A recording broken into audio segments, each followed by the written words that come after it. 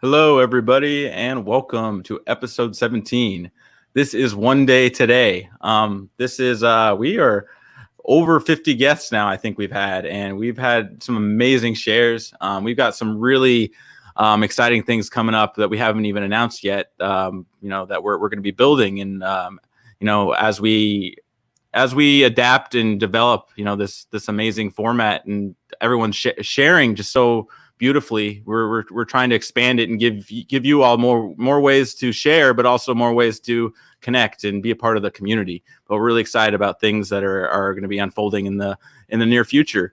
But let me bring in Matthew. Matthew, I'm my trusty co-host. How's it going today, man?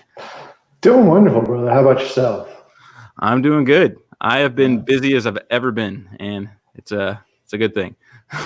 Yeah, me too. It's funny. Like ever since this quarantine started, it's like my life just got full. Right? No idea how it happened. It's just like everything's happening now. It's crazy. It is. It's kind of a little bit of a reset, reboot, because everyone's kind of forced to regroup, and it's kind of what I've been amazed by with the stage in the first place. Is just like hearing everybody's story and how they're dealing and how they're adapting and pivoting their lives and what they're up to.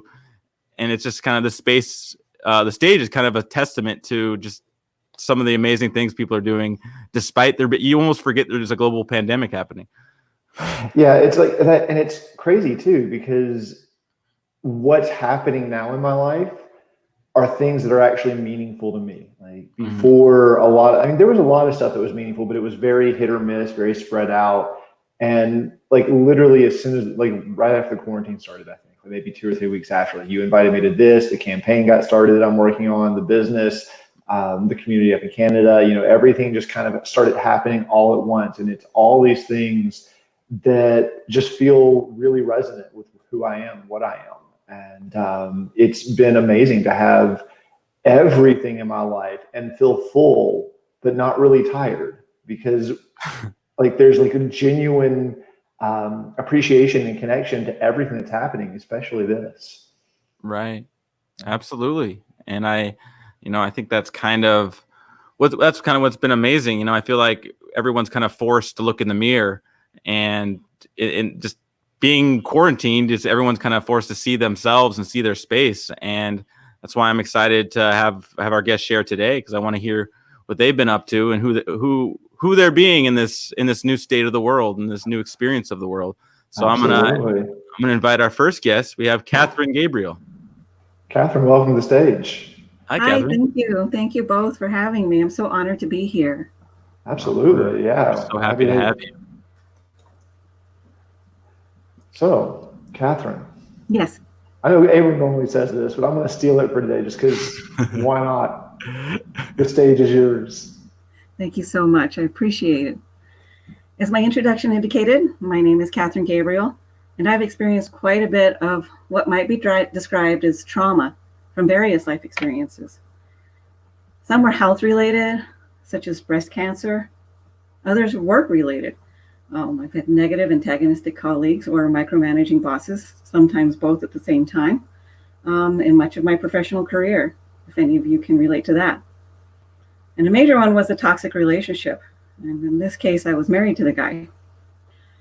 I want to share with you how I went about healing from all of these toxic relationships and experiences. And music was one of the main ways that I was able to heal and advance myself during and beyond multiple ordeals happening around the same time frame. I hope that this will let others know that even though things may be extremely difficult, there are ways to heal and move forward into a much better life. As I alluded to, there was a convergence where I experienced huge setbacks, all within about a 5-year period. And during this time, I experienced soul-crushing traumas and toxic experiences. I've even written a book about it, since this was cathartic and I had great reason to write and share my experience with others so that they can be helped to heal on their path.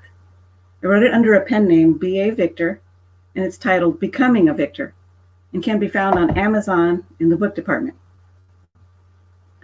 So just to give you a little bit of background on these soul-crushing experiences, I was diagnosed with breast cancer in April of 2007.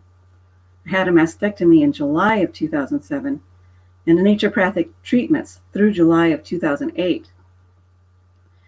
And then in June of 2008, remember the economy, I lost my professional job. I was one of millions. And I was the main breadwinner. My now ex then began to behave just really markedly erratically. And come to find out, he had defrauded me and basically had misrepresented himself about so much in our relationship.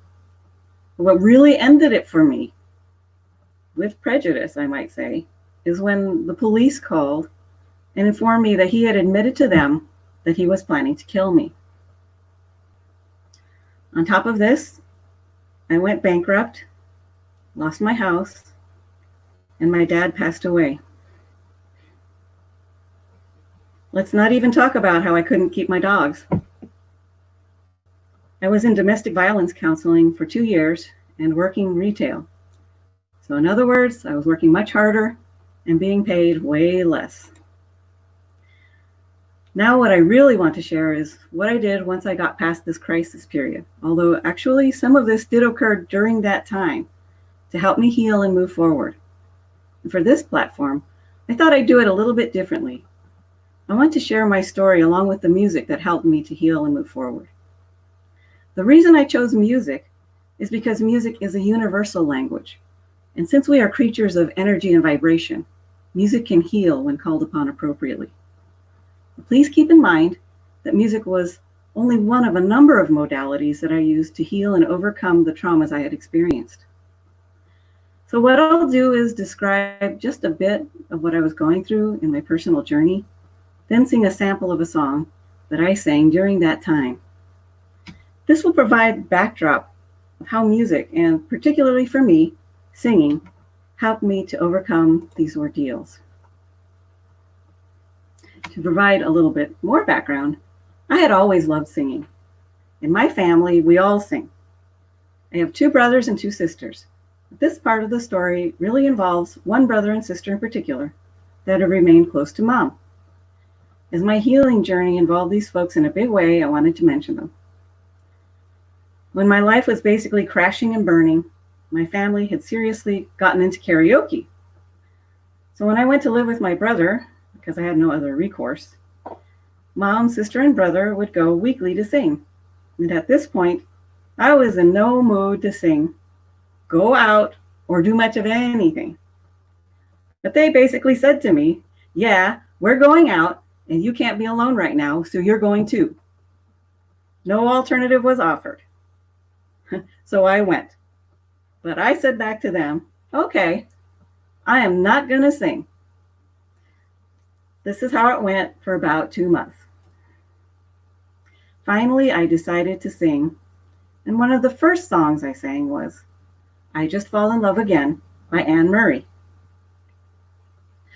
Oh, I just fall in love again.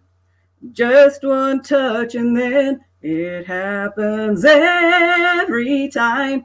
And there I go, I just fall in love again. And when I do, I can't help myself. I fall in love with you.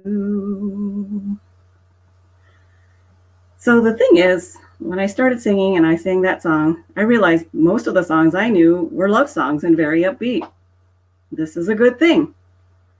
It's not good to get stuck in angry, hurting, depressing songs. As I got more accustomed to the idea of singing while being out with my family and around others, I started to get very kind comments from the DJs, those also participating, and or their guests. I decided to try other songs that I was familiar with and that I would feel good doing. So the next song that I really focused on was I'm Still Standing, as sung by Elton John. Here's a little bit now. I'm still standing better than I ever did, looking like a true survivor, feeling like a little kid. I'm still standing after all this time, Picking up the pieces of my life without you on my mind. I'm still standing. As I mentioned, here and there, I would get such great feedback from the folks and DJs, and it felt so great. I did do some songs with my brother because he and I harmonize quite well, and we did a couple of duets. But for obvious reasons, I won't be singing one of those now. I just wanted to share that one of our favorites to perform together was Don't Know Much, as sung by Aaron Neville and Linda Ronstadt. One song that's a bit sad and I have sung is Superstar by the Carpenters. That's mainly because that's what my brother likes. And so I wanted to go ahead and do one that he likes. As I grew more confident and happier, I sang more old favorites like At Last from Etta James, Biddy Biddy Boom Boom as performed by Selena, and so on. I learned and shared more and more, and I was having a great time along with others.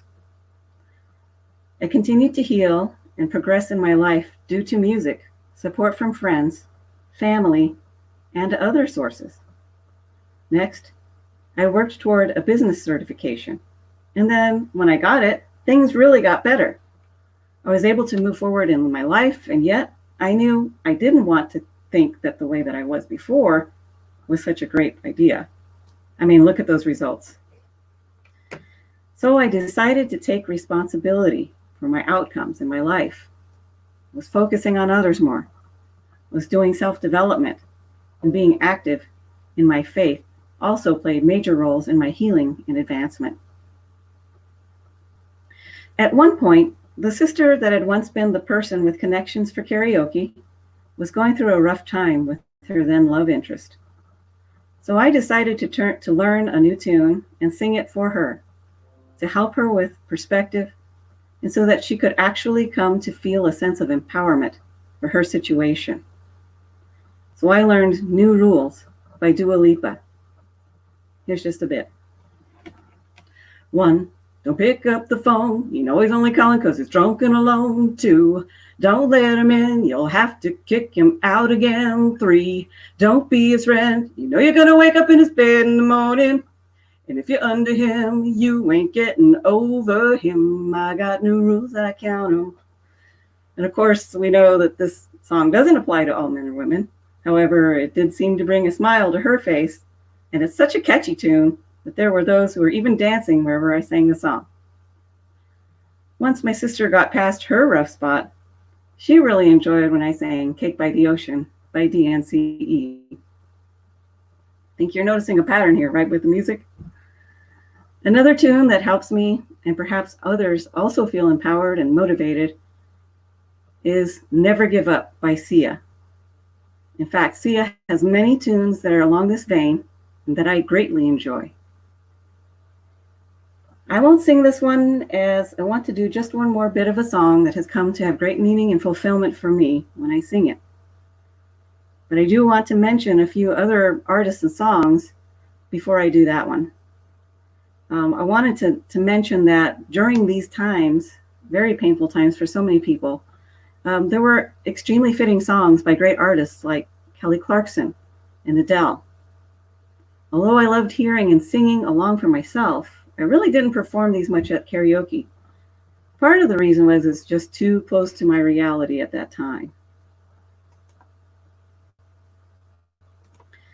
And now I want to round out my musical sharing. I'm going to sing a bit of a tune that has helped me truly find my voice. And when I just let it come out, is one of the best that I've shared with others. It's You Say by Lauren Daigle. I keep fighting voices in my mind that say I'm not enough. Every single lie that tells me I will never measure up. Am I more than just the sum of every high and every low? Remind me once again just who I am, because I need to know. Ooh, oh, you say I am loved when I can't feel a thing. You say I am strong when I think I am weak. And you say I am held when I have fallen short. And when I don't belong, oh, you say I'm yours. And I believe, oh, I believe what you say of me. I believe. Finally, I want to let you know that if you or someone you know has been through a toxic relationship and or has been targeted at work by a tormentor, is not in crisis mode and ready to move forward, please do reach out to me for guidance on how to heal and progress in ways that may help you shave months or possibly years toward your goals. I am now sharing again. My name is Catherine Gabriel, and I can be reached at becomingavictornow@gmail.com, beavictornow@gmail.com. I am offering a free 30-minute consultation to determine where you are in your overcoming trauma journey and if what I have to offer will be the best fit for your needs. Thank you.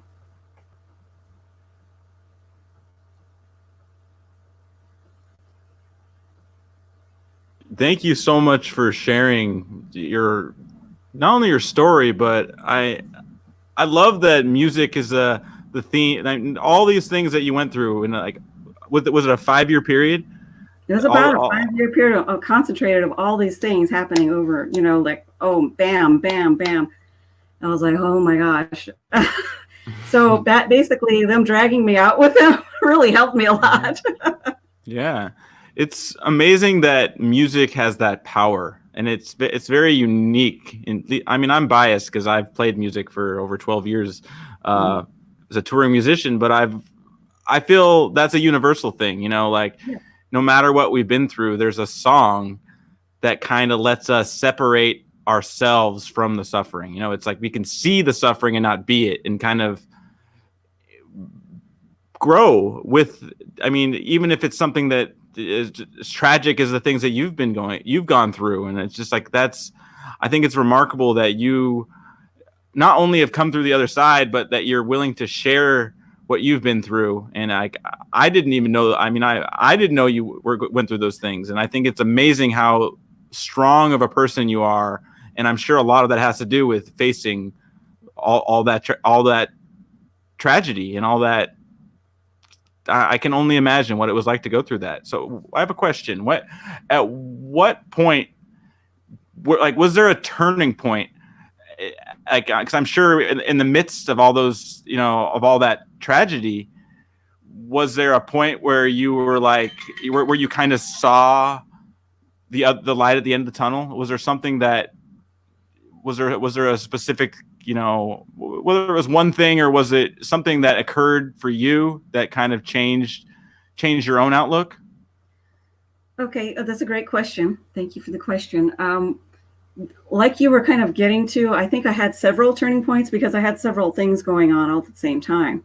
But one thing that helped me to just drive on, just keep going, is that I kept thinking in my mind, he is not going to beat me. I am not going to let this beat me. He doesn't get the last laugh, and I'm just going to stay in this with this, because I'll be honest, I was having some bad lows. One time I think that I thought about suicide, but immediately it went out of my mind because I saw how my family, those who love me and care about me, how what I was going through was impacting them. And I thought, I'm not going to do that to these people. I'm just not. And then, and my faith and everything, they kept to help me on track. And when I started seeing the light, through the music and being with my family, I started feeling my heart was lifting a bit. When I got that business certification and I got back on my feet financially, that was definitely a turning point also. And I mean, just recently, I found my voice in a way that I think my heart got to a point where I just could let it out. And it was the best sound I've ever had. And I've sung all my life. I've sung in church choirs and things like that. So even my brother was saying, man, that was really good. And he's heard me all my life, right? So that was definitely another turning point. Absolutely. There's a lot of healing qualities to both to giving and receiving with music. You know, it's kind of it's amazing how therapeutic it is. I love the music that speaks to my that is coming out of like the blues, coming out of a raw emotion, and I feel like that actualizes the whole process that you were just describing. Is like, for the blues, it's taking this hard situation and making a song about it and singing about it, and then the pain doesn't feel so personal anymore when you can kind of emote it, as opposed to keep it in and feel sorry for yourself and be a victim. So I feel music has that unique role, and I think it's amazing that your path of healing was just intertwined with, you know, the love of music, and I think that's a lot of people that resonates with. I think I really appreciate you sharing all of that. Thank you, and I agree with you. Even though I don't personally sing too much of the blues, I think it does have that healing quality just as much as the others. It's just that for me, having going through so much at one time, I felt like staying in the positive tune world was probably the best path for me. Yeah, I really get all of that myself. And music has been a huge healing force and just anchor in my life. Like, there were a lot of moments where I don't know if I would have gotten to the other side if it hadn't been for a song that just happened to pop in my head and like kind of became a mantra for however long I needed that song.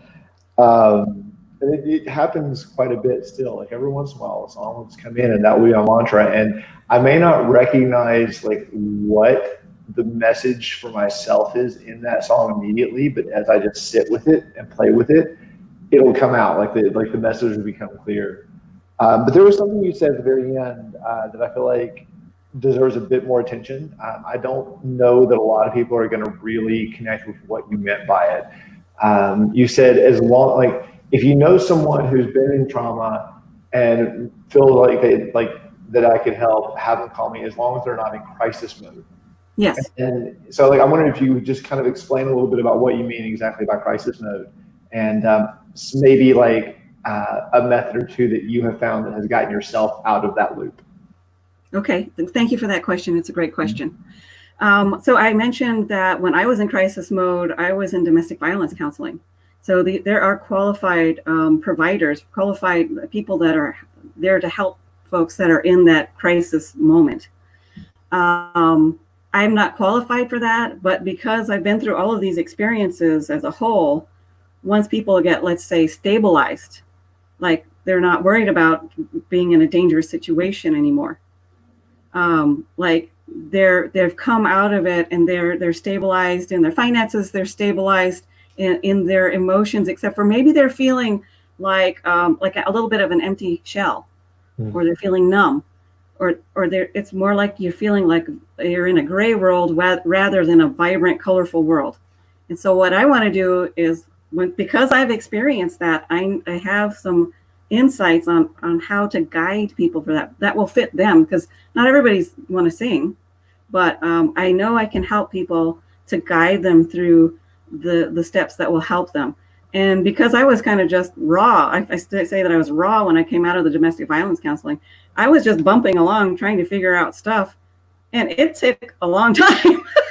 So if I can help people kind of find their own path, I'm hoping that will shave time off of that healing, and they can move on to a fabulous life more quickly. Yeah, I get that. Thank you.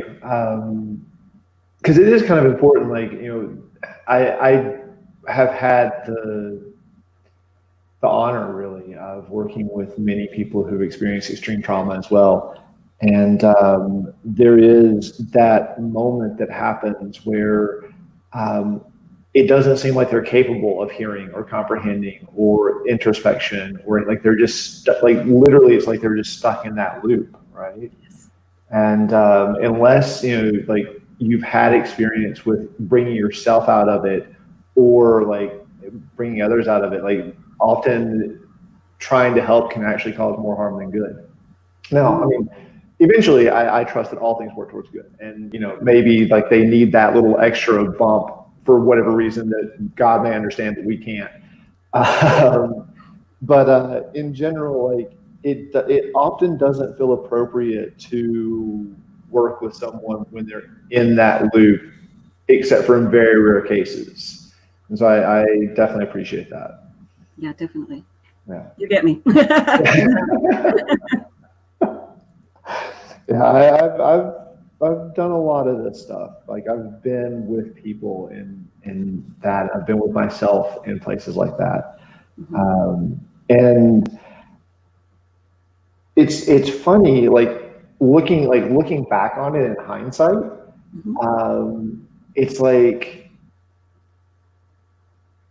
all I had to do was choose, but there was no way to understand that at the time. Like all I had to do was actually make the decision to stop being in that cycle, and it was done. But like being in that cycle, that choice isn't always clear. You're absolutely right. I couldn't agree more. And that's why I say when they're ready to make these changes in their life, like they want to have in that one Sia song, it's she says, "I want my life. I want it so bad." That's the people I need to work with. Okay, I can help you. I can help you get connected, with, yourself. Basically, you're reconnecting with yourself, your higher purpose, and getting rid of that old programming that is not for your greater good or really anybody else's. So, once you're ready to dump that and move forward, I can help. And we really, really appreciate that. Thank you so much for sharing today. Like it's been a pleasure, especially singing. Like I'm really kind of just in awe that like you just come out here and do that. There's like so many reasons not to, and yet it's like, whatever. I'm just going to be me. Yep. Thank you. Thank you. Yeah, I acknowledge you, Catherine. It's so cool that you've not only willing to share, but just your willingness to share. Somebody is gonna hear the words that you're saying and say, "Hey, well, she shared. I'm going through something like that. I didn't know anyone else had gone through with what I'm going through." And I feel like you're making it easier for other people to open up. And I really appreciate and acknowledge for who you're being. It's amazing that not only have you overcome that situation, but that you're here to empower and encourage others. And that the world is better off with more of that. So just thank you for acknowledge who you are. And I really appreciate you sharing. Thank you so much. Thank you both, Matt and Abram. Absolutely. Until next time, Catherine. Absolutely. Okay. Take care. All right. Well, thank you again, Catherine. We have one more guest sharing with us, but before we bring Audrey in, I just wanted to say thank you again to our viewers who are tuning in. If we invite you and we encourage you to share your gifts with us on the stage. This is an open format where you won't be judged. You're a space for you to share who you are, and what you've been through to get here. And this is an open space to really just share what you have to contribute to all of us. And we have a website if you'd like to check out, onedaymvmt.org. There you are. You'll have a place to sign up to be on the stage, but also to volunteer and join the One Day movement. The back end of just making things flow. But I really thank you for just being here with us, and we really couldn't do this without you. And our mission, what we're doing here at the One Day Movement, is bringing you and I and communities together in joyous celebration, unifying humanity in our diversity to create a better world for us all. And that's why we're here. We are here because everyone has something to contribute. And when we're all better off, we're all better off. And that's what this space is for people who are contributing to something bigger than themselves. And I really appreciate all the support that you've given so far. So thank you for tuning in and watching with us. Now I'm going to bring in our next guest. We have Audrey Kaiser. Hello, Audrey. Hi, everybody. Audrey, welcome. Thank you so much for having me. I'm excited to be here. How are you guys? Fantastic. Quite lovely. Yeah, thank you. How are you? Fantastic. Love it. Great. Well, we're so happy to have you. We're just going to let you have at it. So, Audrey, the stage is yours. Great. Thank you. So I'm sure all of us one time or multiple times in our life have experienced moments where we are on our knees and we wonder, are we going to be able to get back up and continue to move forward, or are we going to stay down? I call those moments where we are make or break. And I have my share of those moments. I was born and raised in Caracas, Venezuela, where I went to law school for a couple of years. But since I was a little girl, I always wanted to make a positive difference in people's life, especially for the underdog, because I saw myself as an underdog. What many people don't know about me is that I had to encounter childhood abuse, racism, being singled out by the way I spoke, the way I look, the color of my hair, the color of my skin, which I never experienced in my life, and then chronic pain for over a decade. All of that I kept hearing over and over the words, "You're not good enough." I remember clearly being in this classroom when this particular person comes in and starts to share with us an amazing opportunity, a job opportunity. And she talks about all the pros and why it's so great, et cetera, et cetera. And she ends the conversation by saying, if you want more information, just talk to me. So as I begin to talk to her and ask more details, she goes, "Oh no, you're not ready. This is more for like someone like that person or that person." And all I could hear is, "You're not good enough. You're not smart enough. You're not pretty enough. You're not talented enough." And it didn't matter that I have achieved tremendous success in my life. It didn't matter that I speak multiple languages. It didn't matter that I have gone to law school, that I have traveled the world leading workshops, trainings, and even to speak in public. All I hear is, "You're not good enough." And these words, "You're not good enough," kept me in this emotional prison that fed my inner critic. You know, that voice that points out all your shortcomings and is constantly comparing you to others. That inner critic that fuels your fears, your doubts, your insecurities, and even your self-sabotaging behavior. That inner voice that doubts your ability to succeed, to prosper, and to even overcome any challenges or obstacles. That inner critic, that emotional prison led me to so much pain. And I'm sure all of us have experienced some type of pain in our lives, whether it's pain from heartbreak, loss, failure, disappointment, or even abuse. And what all of us have in common is that we cope with pain the best way we can with the tools we have at any given time. For me, that meant bearing all those painful memories and emotions while pushing myself harder, holding myself to unrealistic standards, just to try to prove to myself and others that I was good enough. For you, it might be turning towards food, hoping that eating all these different things will fill the void that many people feel inside. For some of you, it might be waking up in the middle of the night, worrying and stressing about different things, or going over arguments of what you should have, could have, would have done or said. But the thing is that this type of pain eventually catches up with you, affecting your health, your relationships, your finances, and your business. So I suffered from chronic pain for over a decade. And after trying all these conventional treatments just to get temporary results, I realized that I had to do something different. I had to address the mental and emotional aspects of myself and not just the physical pain, because I really didn't want to live the rest of my life taking medication like I was eating candy just to manage my pain.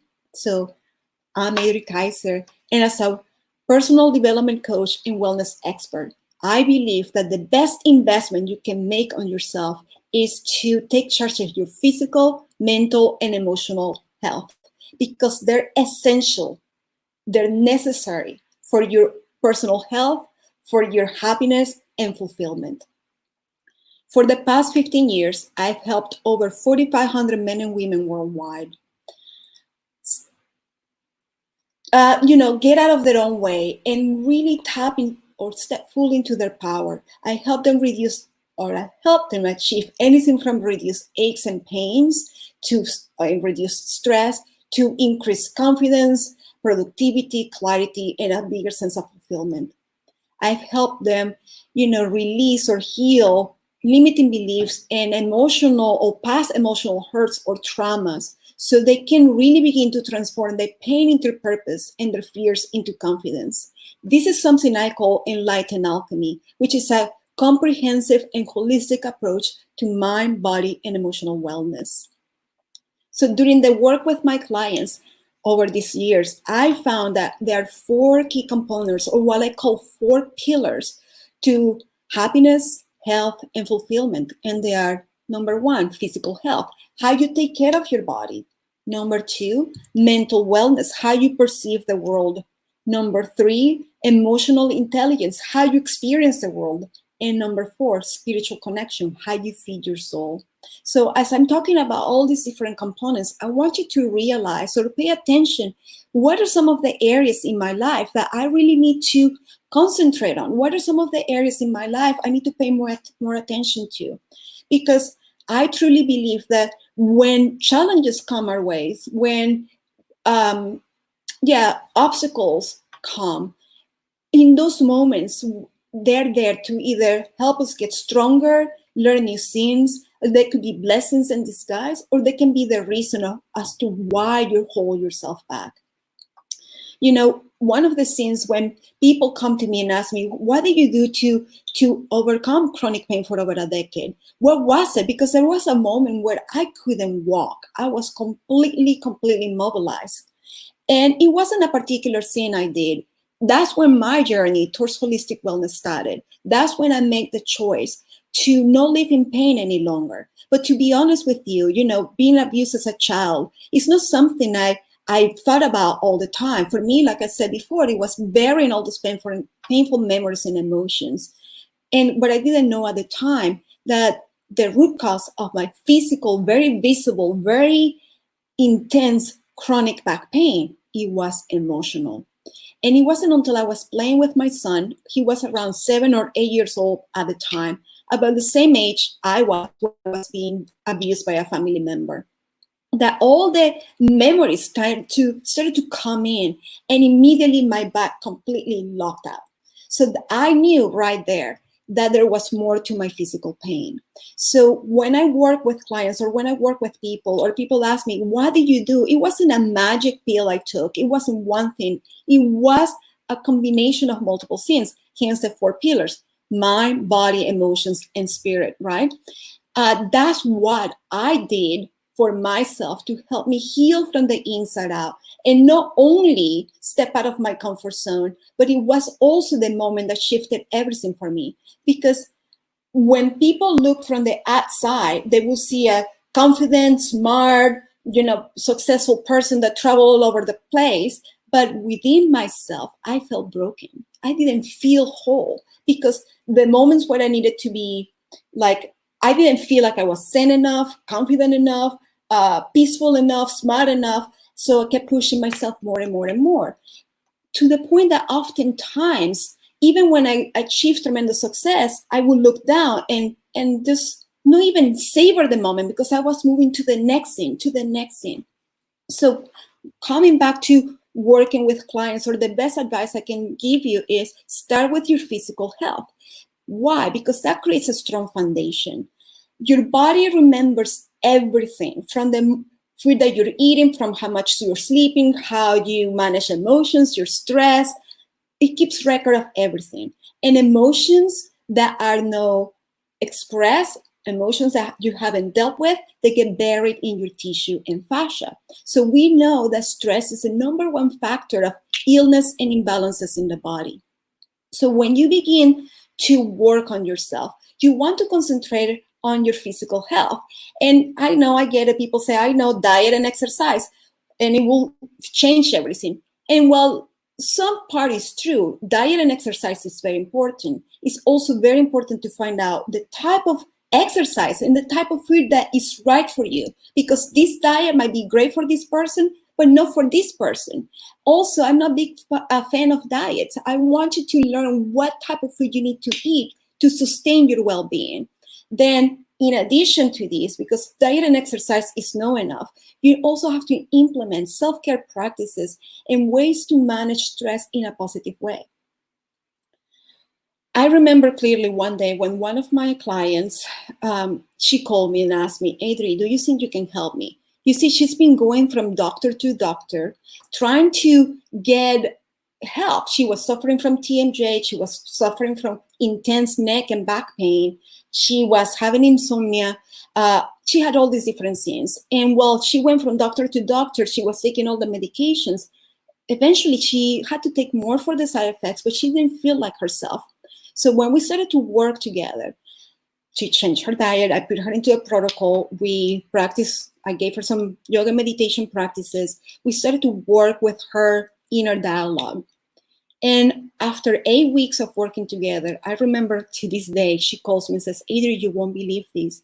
I finally smiled today. You see, she hasn't been smiling. She didn't feel like herself. So her posture improved. Her pain drastically reduced. She started to smile. She started to feel like herself again. Another thing I want to talk to you about is the importance of your thoughts, because, and this is, I guess, addressing the step number 2. It's what I call clearing the canvas, which I refer to the process of releasing, clearing, and letting go of negative thoughts and patterns so you can cultivate positive mindset moving forward. Many people want to lose 10 pounds or whatever X amount of pounds. They want to have a successful career. They want to make X amount of money. They want to have all these external things, get the love of their lives. But in order to get off those things, they have to do their inner work. Otherwise, nothing is permanent. You get those temporary fixes and then boom, it's gone. So your inner work will help you realize that everything that happens on the outside is a reflection of what happens on the inside, because your mind is a powerful tool that can create wonderful things or hold you back with time. And your thoughts become your reality. You know, your belief becomes your realities. Your belief becomes your biology. So when you think of thought over and over and over, it becomes a belief. And this belief will affect the way your cells communicate with one another. It will affect your physical, mental, and emotional health, and so much more. So I want to give you guys the opportunity to download one of my free workbooks. It's called From Limited to Limitless, Finding Your Bliss. Because in this workbook, you can find simple questions and exercises. I believe simplicity is key here, and it's so powerful, that will help you become aware of some of the limiting beliefs that you may have, so you can start doing your inner work to take you to the next level. So whether you don't know what limiting beliefs are, you've never done any inner work or personal development work, or whether you have and soon you fell back to old patterns and cycles, or whether you're like, I've done a lot of work on myself, but there's always the next level, the next step to take, right? This workbook will be extremely helpful, because I, like myself, I believe that wasn't good enough. And that's one of the most common limiting beliefs. And it wasn't until I decided, until I chose that I was good enough, until I chose to change the narrative of my story, until the moment I realized that the pain or the fear of being judged, the fear of being criticized, the fear of being told I was different, that kept me in this emotional prison, as I mentioned before, that kept me playing small.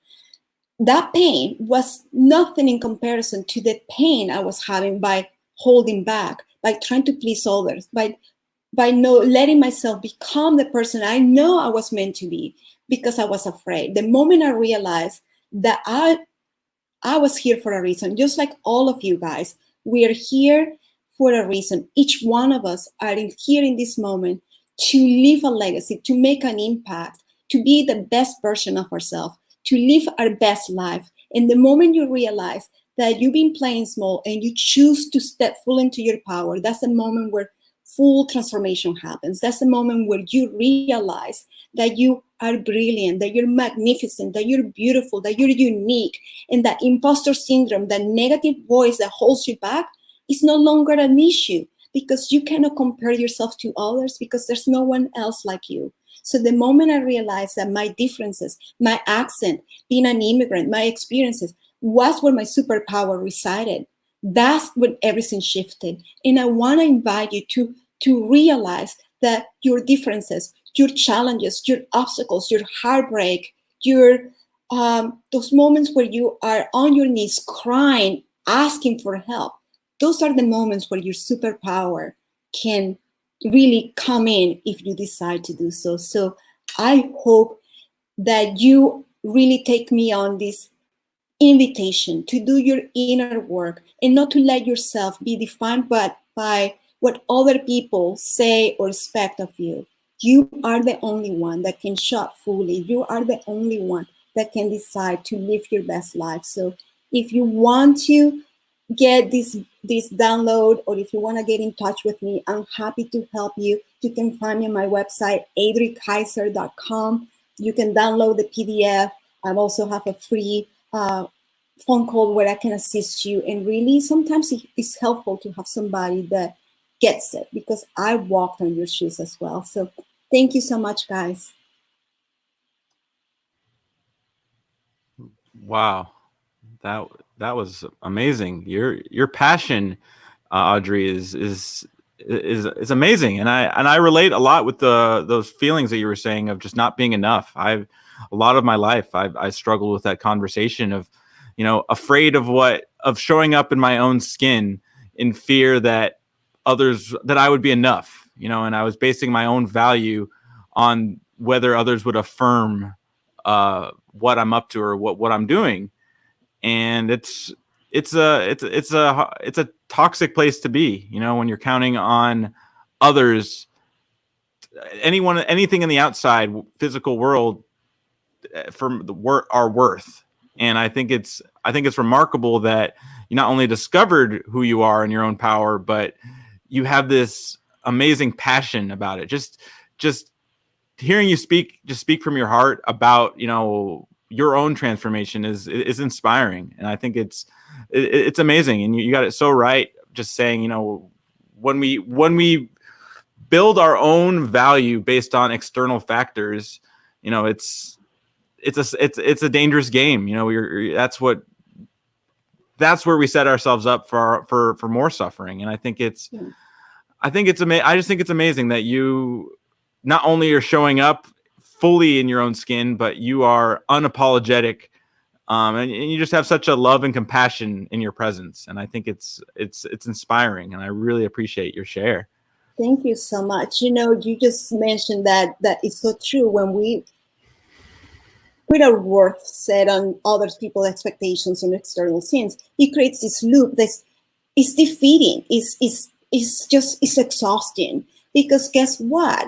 As I mentioned before, I didn't mention it before, but your thoughts become a reality, right? And thoughts are energy as well. And in my life, when I was as a child being abused and beat up and told you're not good enough, and throughout my life, I encountered similar situations, not where I was being beat up, but where I was being told you're not good enough. So it repeats that cycle, and your mind, your brain, actually is looking to validate what you're believing. So it's trying to prove you right. So when you believe that you're not good enough, guess what? You're going to attract the people, situations, and circumstances that are going to prove that you're not good enough. So you're attracting all the wrong people, because they're the people that are going to say, guess what? Ibrahim, you're not good enough.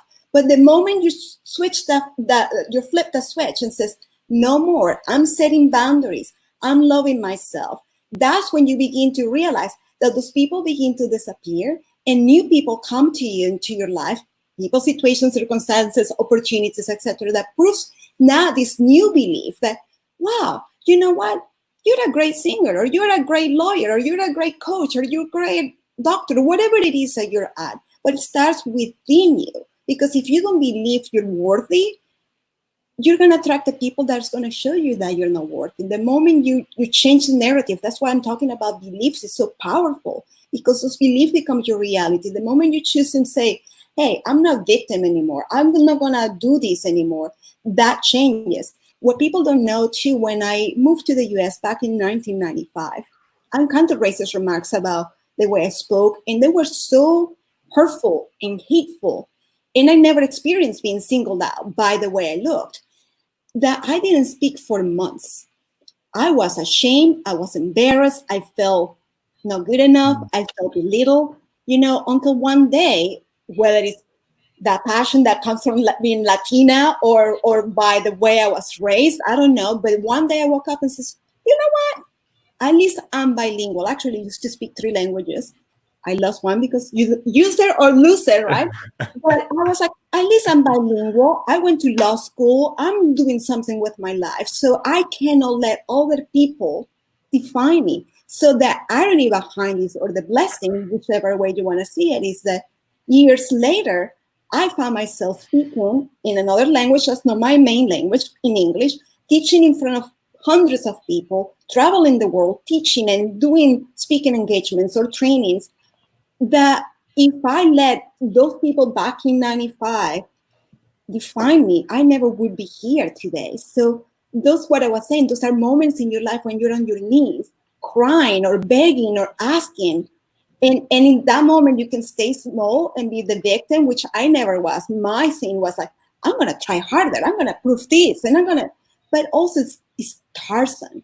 So, but you can choose. Again, you get to choose every day, every moment, every second. We get to choose, do we want to do this or we want to do that? Do we want to play small? Do we want to show up? So that's the beauty about doing this work that we're doing. And part of doing this one day movement and that every day is a new day is realizing that it doesn't matter if yesterday sucked. Today can be a brand new day. It doesn't matter if last hour was terrible. It doesn't matter if that we got our heart broken or whatever. Every moment after that can make a difference. So that's the main thing I want to make sure people understand, that doesn't matter if you're a stay-home mom or that. Doesn't matter if you're the CEO of a $1 million company.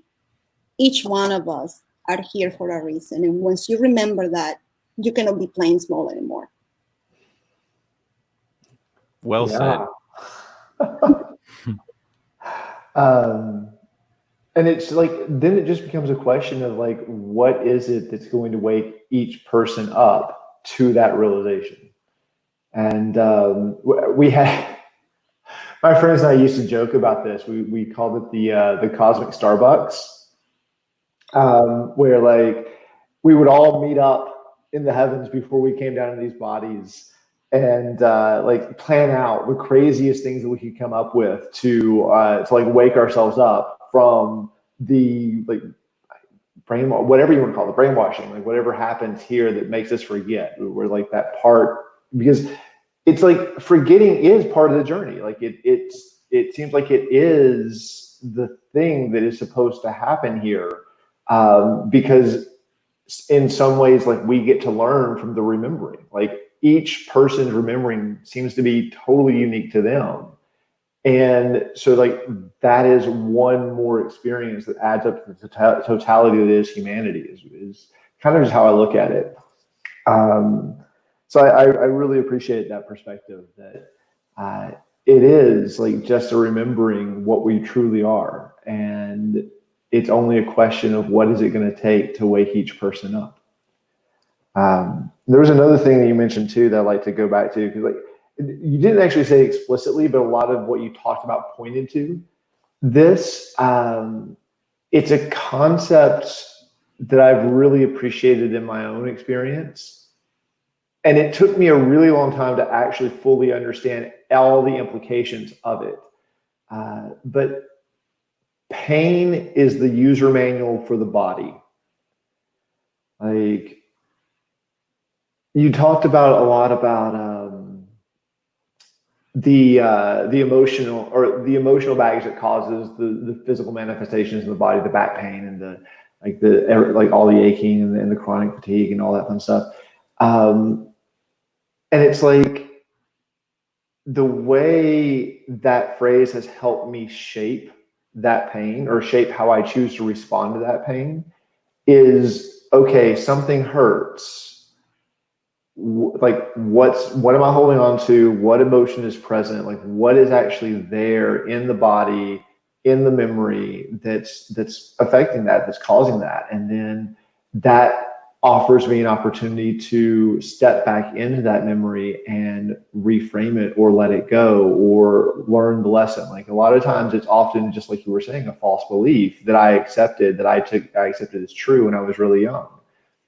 And so it's like, it's those pain points in the body that point me to those beliefs in a lot of ways.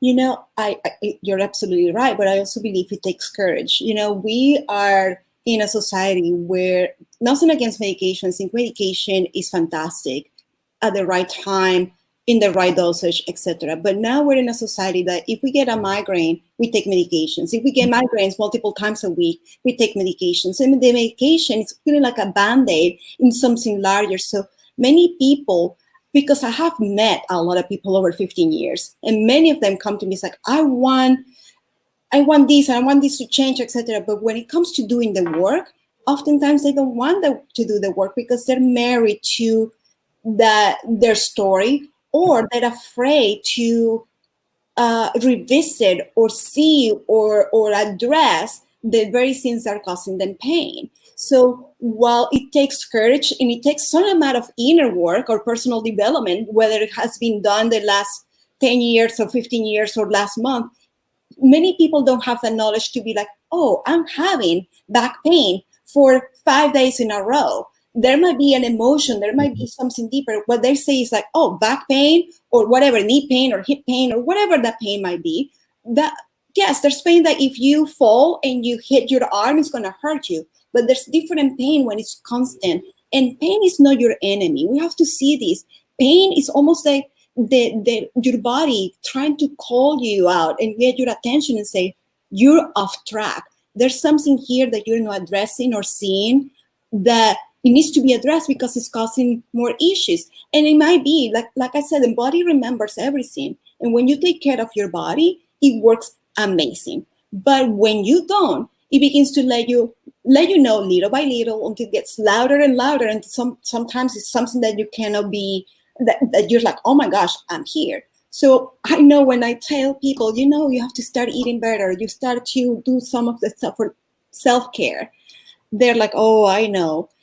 Well, self-care is not just getting a massage or getting your hair done or the fluffy, nice things. That's part of self-care, and it's great. But self-care is also doing the ugly work, the things that you may not want to be doing, like taking care of your finances or doing your personal work or asking yourself, like, why am I so angry? Why am I getting triggered by this? Or why am I having this pain? Or setting boundaries or saying no, saying yes, so that's part of self-care.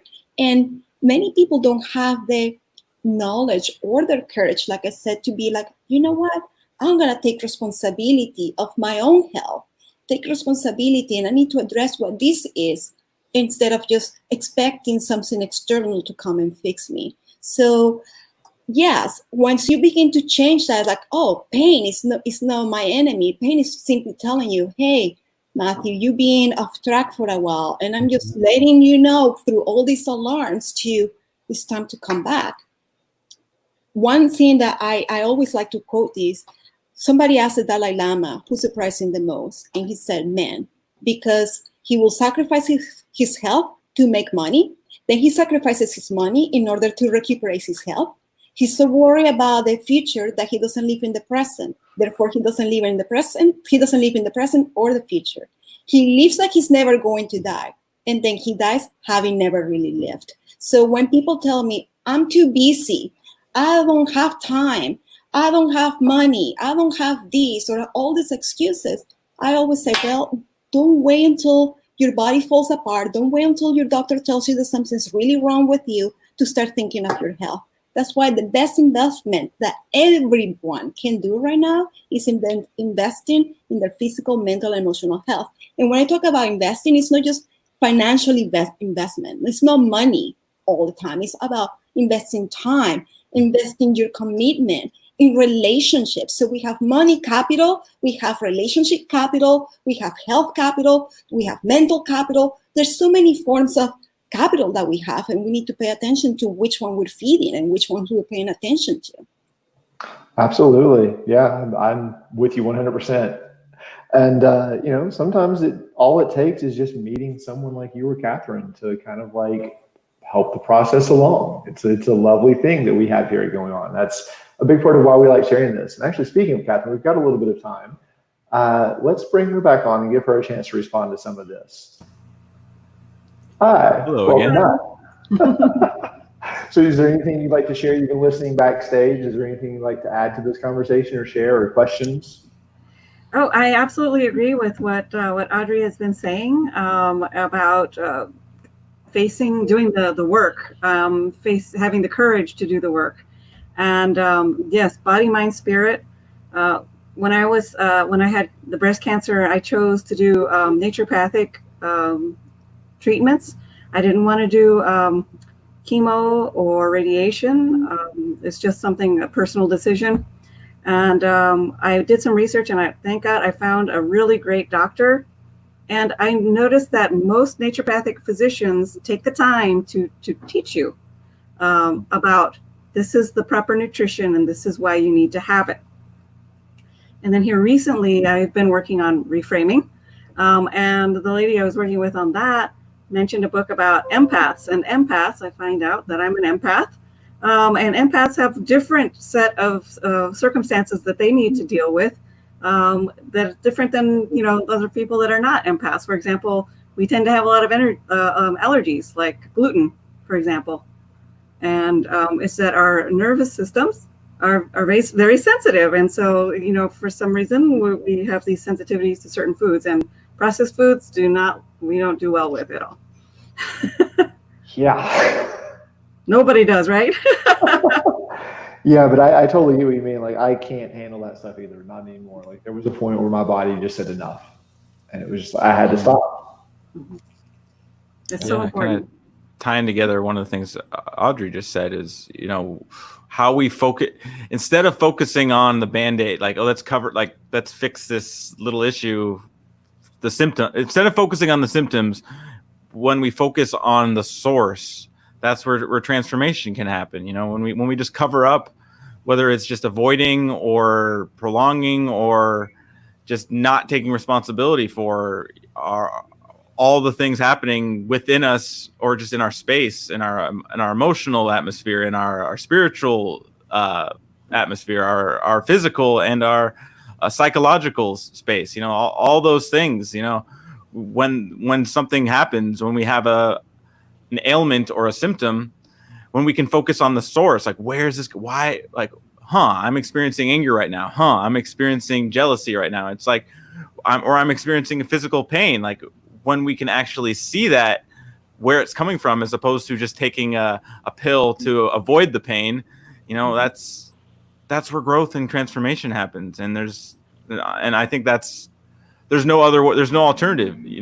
I feel that's really where transformation happens, is not avoiding the fears, not avoiding the pains, but jumping right in and transcending and going through them to step on the other side, as we grow into something that we didn't even know was possible. Exactly. I love it. Yes. Yeah. Well put.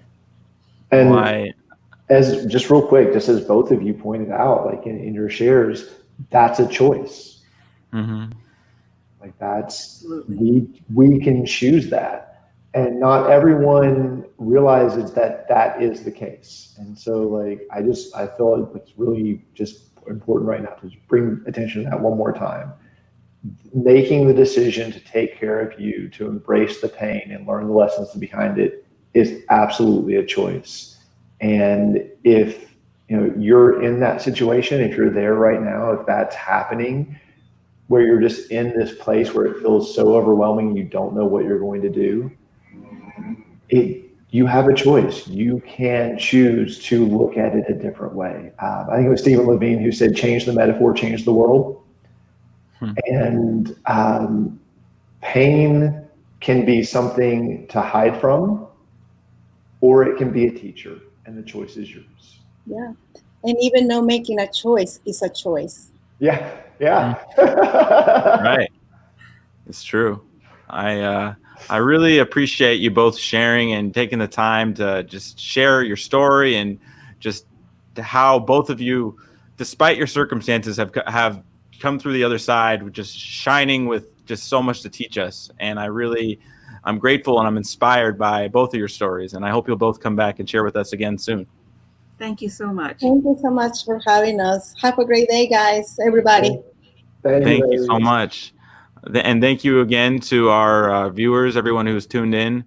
We really appreciate your presence and your attention, and we also invite and encourage you to share on the stage. We know you have some unique genius, unique gift, some unique contribution that none of us have, and we encourage you to join us. You can check out the website, If you want to be a part of the virtual stage and share on the stage, if you want to volunteer and join us on the front lines of the movement, but we're here for you. And if you have something to share, we want to hear from you.